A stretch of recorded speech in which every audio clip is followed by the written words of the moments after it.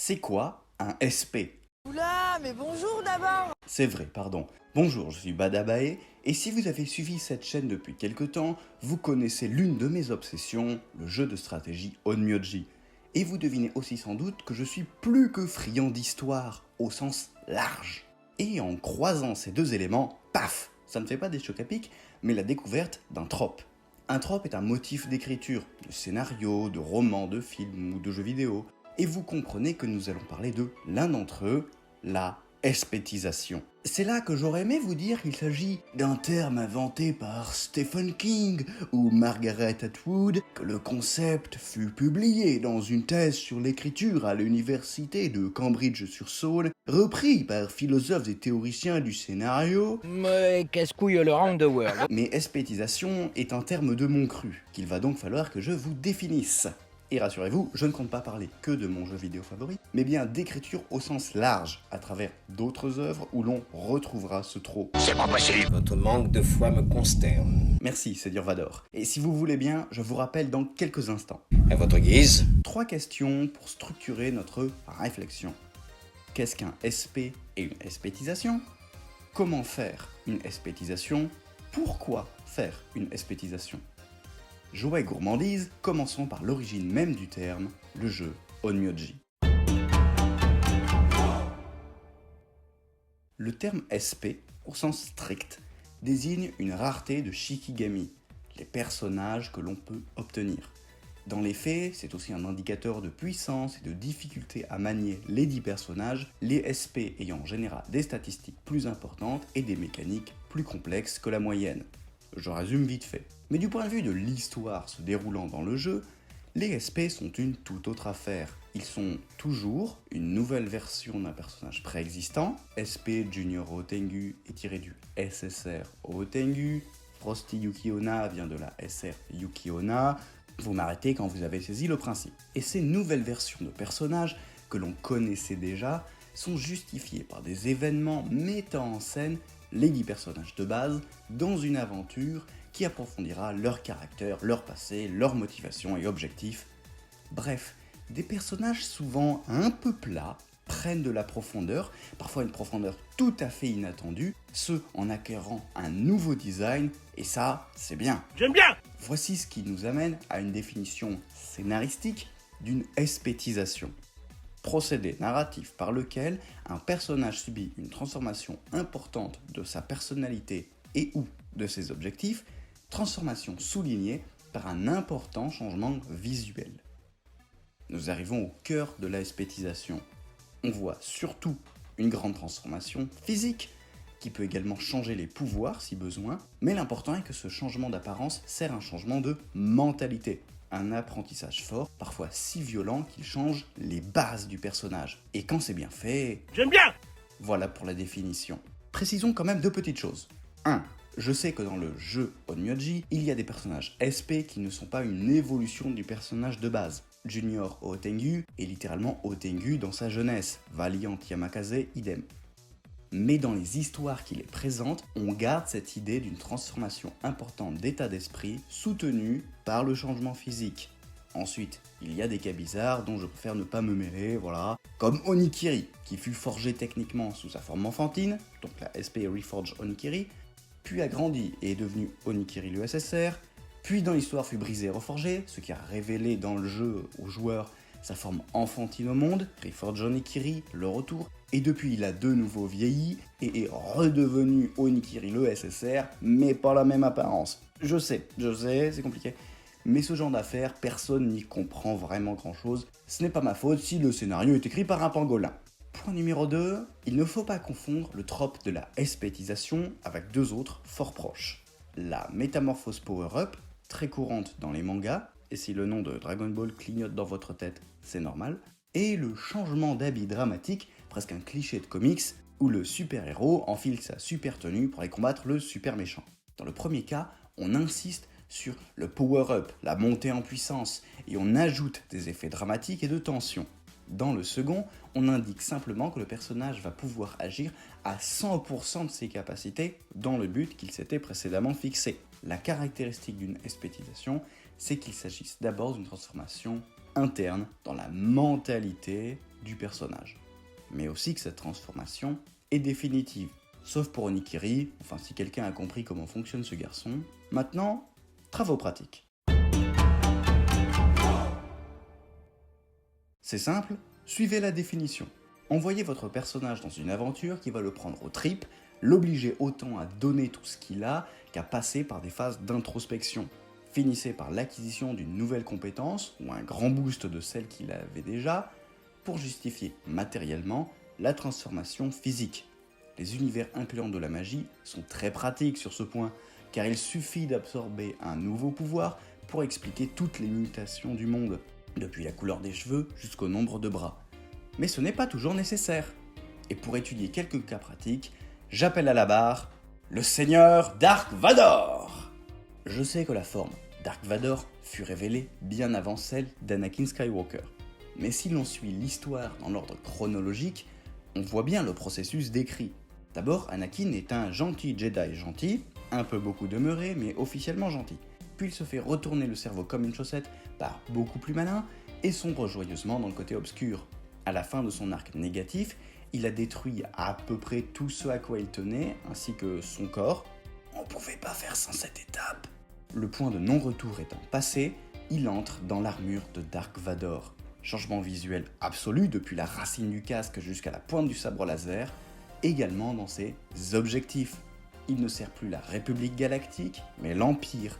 Son maître n'est plus Obi-Wan, mais Palpatine. Il ne suit plus le code Jedi, mais la voie des Sith. On peut difficilement faire plus absolu comme espétisation. Pour plus d'exemples, je peux vous citer des noms très variés.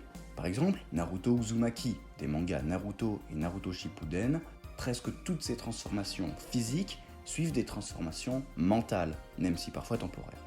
La fois où il se fit posséder par Kyuubi, visuellement et mentalement, ce n'était pas du tout la même personne, et Naruto en a retenu la leçon une fois la crise calmée. Le mode ermite, le mode sage des 6 chemins, même le mode baryon dans Boruto, dans une moindre mesure, correspondent à des avancées du personnage sur la voie de la sagesse, et du brisage de nuque, avec un changement de chara-design. Autre exemple, toujours dans le manga, le Super Saiyan de Goku, dans l'arc Namek. Je vous avais mentionné Dragon Ball dans les métamorphoses Power-Up. Eh bien, je me permets de dire que le premier Super Saiyan de Goku fut aussi une espétisation. 2 tropes en 1, c'est les soldes.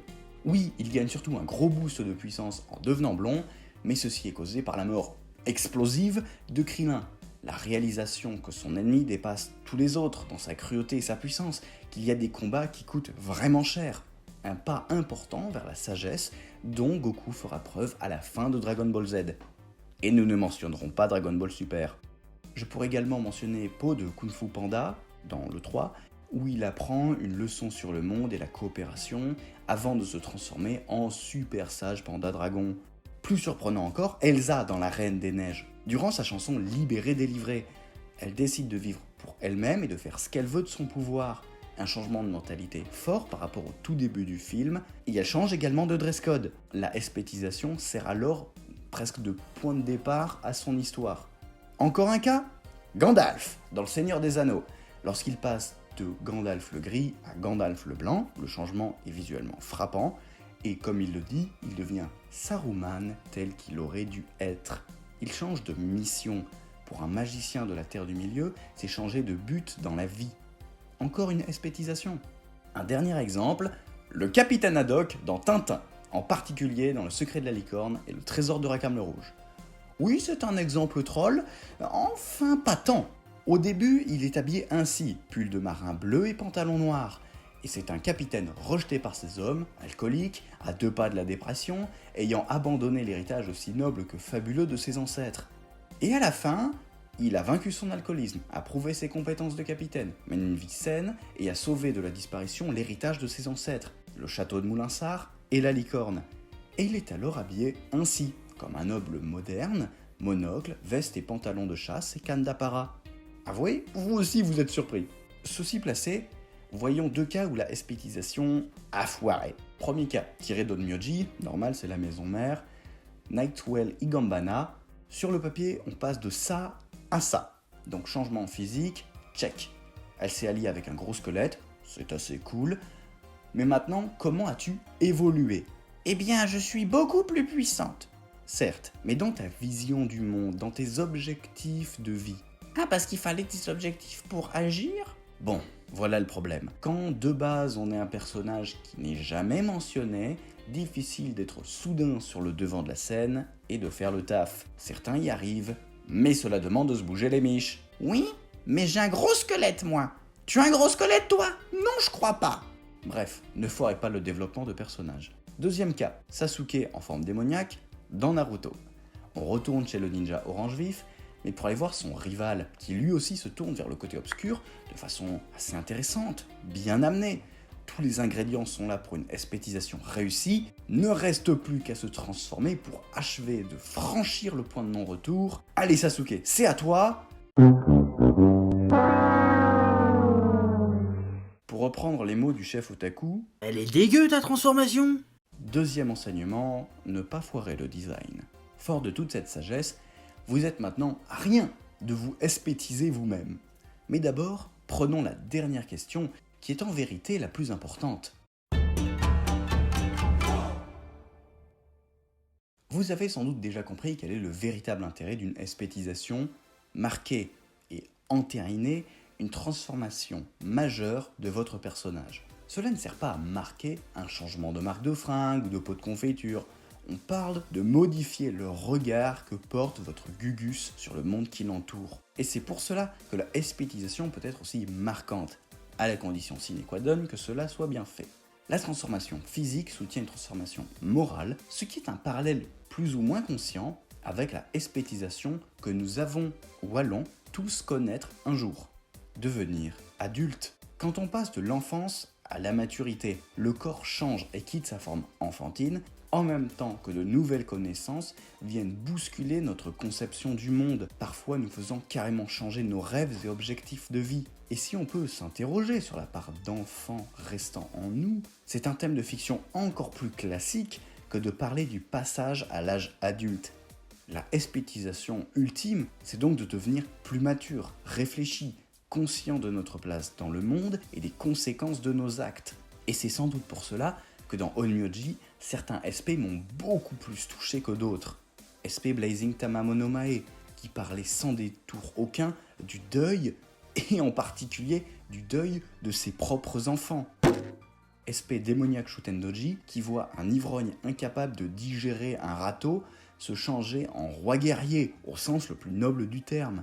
Et puis, impossible de ne pas en parler, SP Sea-Watch Kingyo, ou abandonner ses rêves égoïstes et accepter des responsabilités pour se mettre au service des autres. SP Inaba Kaguya, retrouver ses origines et oser affronter l'autorité. SP Ninja Yama Uzagi, dépasser sa vision étriquée du monde et se mettre aussi au service des autres sans rien attendre en retour. Ces trois dernières espétisations sont d'autant plus fortes qu'elles font passer les personnages de forme enfantine à des formes adultes. La métaphore avec le passage à l'âge adulte est limpide. C'est en cela qu'une espétisation est forte. Elle nous touchera dans ce que nous sommes, des êtres qui évoluent, changent, se transforment, qui l'ont fait et qui le feront certainement encore à l'avenir. Les grandes leçons laissent des traces, ne nous laissent pas indemnes. Pourquoi serait-elle clémente avec des personnages fictifs ? Quand ils se tournent vers le mal, ils doivent en subir les conséquences.